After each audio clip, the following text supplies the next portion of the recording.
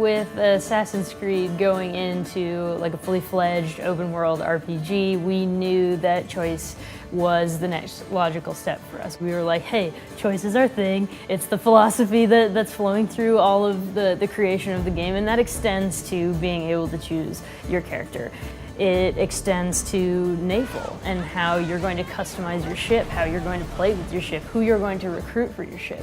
And then you can make a choice about the way you're going to approach quests.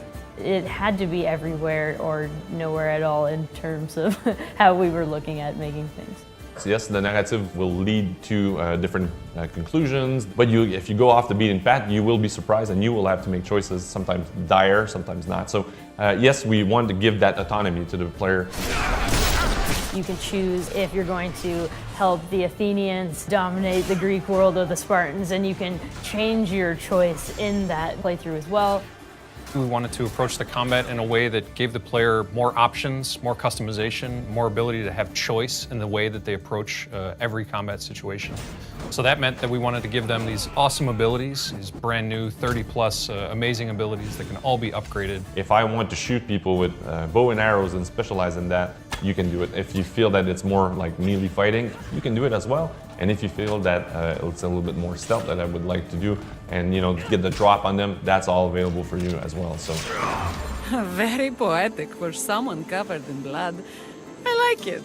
The romancing, we have a handful of characters that we can romance. They don't necessarily intertwine with the bigger picture, so they're much more regional content stories or a little bit more for fun. When we set out to make the story in Assassin's Creed Odyssey, we knew that we were going to have multiple endings. Now, for us, it meant making a series of choices through a series of quests that would impact the ending, and not just be multiple endings based on one decision you make at the end, which sometimes other games fall prey to.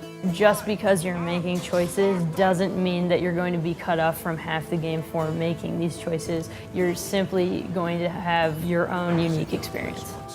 Something that I really like about our game is the variation of tones. I never thought Poseidon's anger would be too much for the mighty Cassandra's stomach. You can be a little bit more of a traditional compassionate hero, but you can also call people on their bullshit in the game. Somebody's coming to you with a much more down-to-earth, easy quest like somebody stole my vase or something. So your character can say, dude, who do I look like? Like somebody's gonna get vases, like I'm destroying armies, Well, when the player feels that he can say that, we try to put that in the word of the character as a choice as well. So dude, the fuck I look like, so that you can get that a little bit more in the game. You can't do it every time, but how do I feel about saying something here? We tried to mimic that and then have the characters react. Cassandra, what do you think we should do? Player choice is a motivator.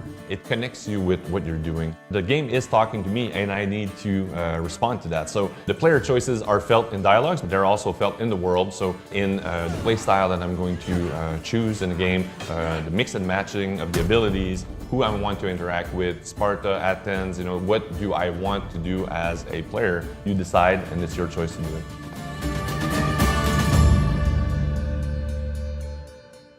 Tune in to watch next week's episode, Combat Customization, Friday at 2 p.m.